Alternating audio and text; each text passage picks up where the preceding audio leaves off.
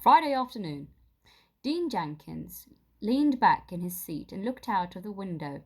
The Friday afternoon traffic was always terrible. Today it was worse than usual. Cars were bumper to bumper as far as the eye could see. Nobody was moving. There must be an accident up ahead, the passenger in front of Dean said.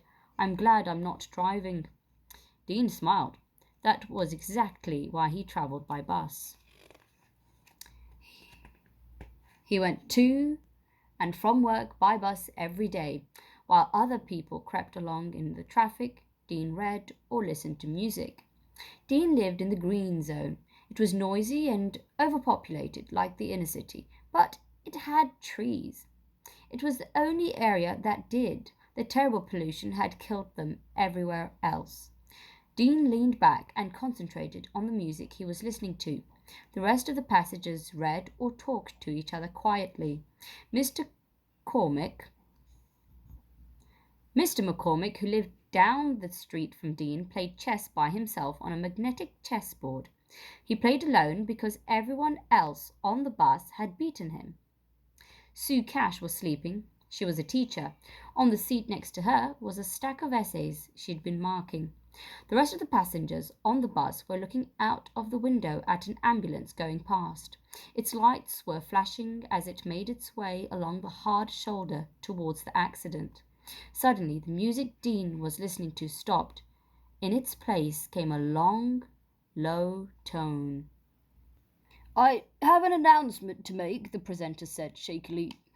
There was a long silence. Britain is under missile attack. Move to the nearest civil defence shelter. Go there immediately. Repeat, we are under missile attack. Move to the... Dean pulled off his headphones. He looked wildly round. Outside, some people had got out of their cars. They were looking down the road. Everyone was waiting for the traffic to begin moving again. 2 police cars were driving down the side of the road towards the accident. Dean pulled the headphones on again and tuned in to a different station. The first reports we have from London urge citizens to take shelter. People are being sent to buildings away from the centre of the city. Dean looked back out of the window. The man in the car next to the bus was pounding the steering wheel. Tears were streaming down his face. Some drivers began blowing their horns. Dean saw 1 or 2 jump from their cars and begin running down the dual carriageway. I wonder what's going on, the bus driver said. Dean took off his headphones and looked around. No one else on the bus was listening to the radio. He was the only one on the bus who knew.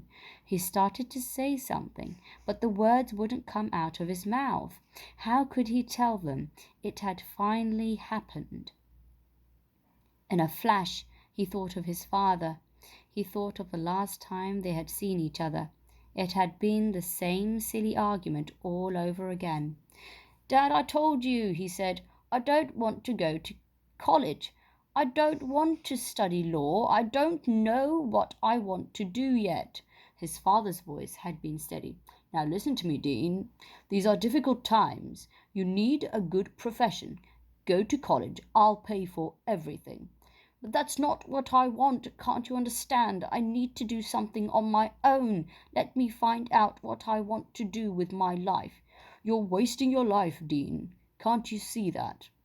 I'll see you next week, Dad, Dean had said, walking out of the door. Now Dean thought back to that day.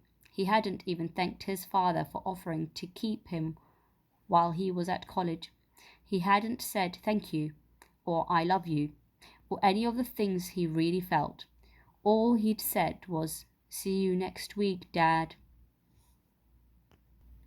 Mr. McCormick looked up from his chess game. What's going on? Why have we stopped? I don't know, said the driver. People are doing very strange things out there.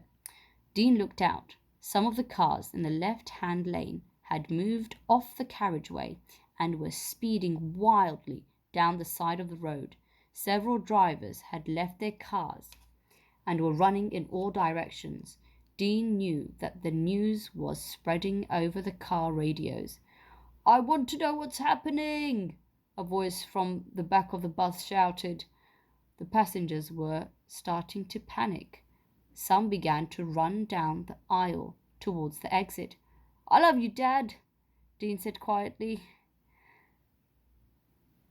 Then someone screamed, and Dean looked up. A huge companion to the sun was growing brighter and brighter in the grey afternoon sky.